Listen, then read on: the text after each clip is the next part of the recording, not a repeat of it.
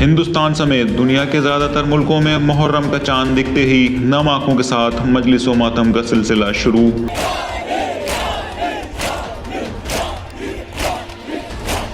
امام حسین کے روضے پر لہرایا گیا کالا پرچم۔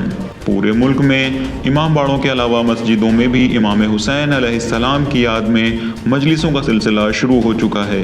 ہندوستان کے چھوٹے بڑے سبھی شہروں اور بستیوں میں محرم کے آنے کی تیاری پچھلے کئی دنوں سے کی جا رہی تھی۔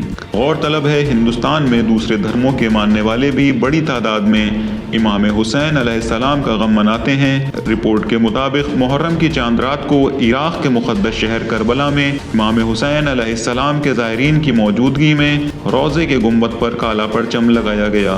اس کے ساتھ ہی امام حسین کی زری پر بھی کالی چادر چڑھا دی گئی۔ وہیں ایران کے مقدس شہر مشہد میں امام علی رضا علیہ السلام کے روضے پر بھی کالے پرچم لگ گئے ہیں۔ جڑے رہیے ولایت نیوز کے ساتھ اور ہمارے چینل کو سبسکرائب کرنا مت بھولیے۔